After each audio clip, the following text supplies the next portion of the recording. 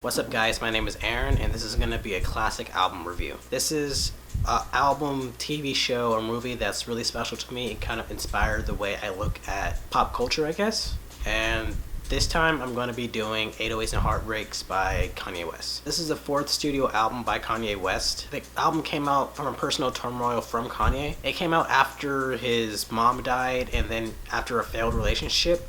So this album is kind of a radical departure from the music that he's made before. This album is really stark, it's really dark, and really minimalistic at most times. Really inspired by 80s pop music, and he's singing a lot with autotune over all these kind of dark, depressing songs. And that was a radical thing that really wasn't happening in music, especially not in black music like he does. So there was like a huge backlash from that music, but to me it's one of Kanye's best albums, one of his most complete and thematically and sonically sound albums that he's ever come out with.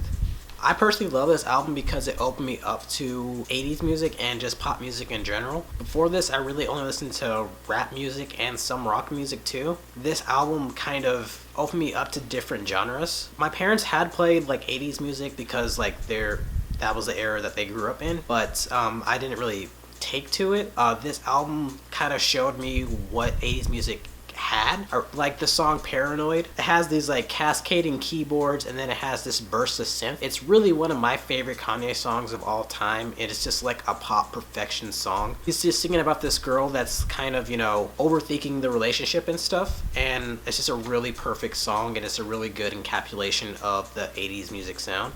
And I also love Robocop. That song sounds like it should be in an 80s movie for sure. It has these like really crunchy synths, like a thudding, bouncing drum, and like the swelling of the strings. It really does sound like it should be in some 80s action movie, and it does kind of sound like magical at times, and it's just a really cool song. And Love Lockdown, one of like the highlights of the album. The auto-tune, the rising piano loop, the cool bass, and then the Phil Collins drums. The song is just so epic sounding. I love everything about this song. It really exposed me to the sound of the 80s music, and it really made me actively seek it out. Probably wouldn't be a fan of bands like Churches, even though they're not 80s, but they sound like it.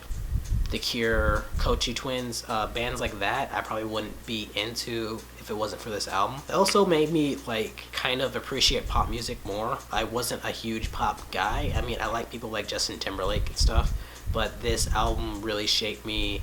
It really inspired me to listen to pop music as a genuine form of music. It really made me think of it more seriously.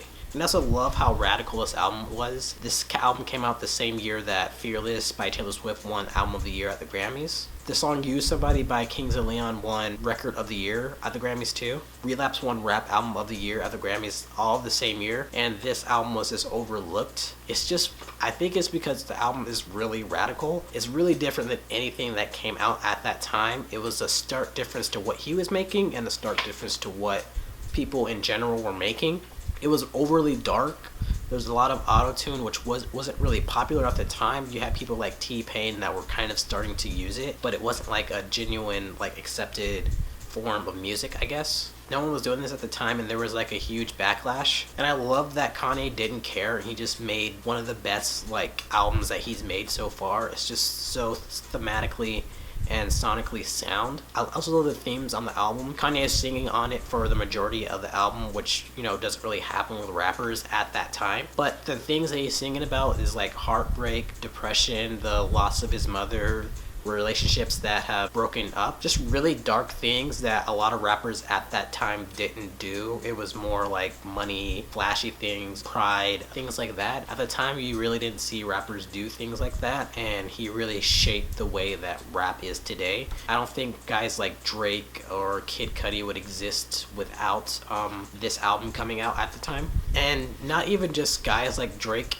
Kid Cudi, Childish Gambino, Frank Ocean, The Weeknd, people like that, kind of obvious people that have their emotions on their sleeve. People like James Blake and Justin Vernon of Viney Bear. I don't think people realize how much that this album kind of shaped their music too. Their beats are usually kind of moody, kind of depressing, and this James Blake in particular he seems really influenced by like how the song structure and the themes. It really seems like he's influenced by it. And people that I love and stuff, I just love that like I could still see the traces of this album still out. At that time, it was weird that Kanye was doing like 80s pop music, I guess. But you have bands like Churches who are just like, even though it's not like the same type of 80s pop music, it's very 80s music. I don't think that the band would be, you know, popular if Kanye didn't lay the groundwork for 80s music to be popular again. You have albums like 1989 by Taylor Swift, Emotion by Carly Rae Jepsen.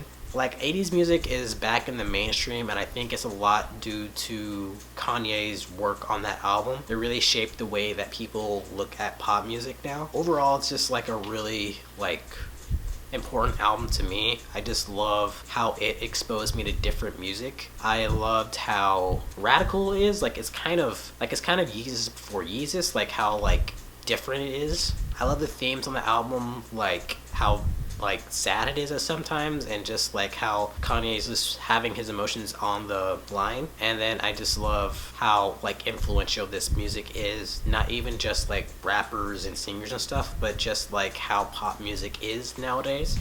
I'm not gonna give it a rating, but this is definitely a classic album. I think probably everybody has heard it, but if you haven't heard it, I would definitely give it a listen. Thanks for watching, and I hope you enjoyed the review. Thanks guys, bye.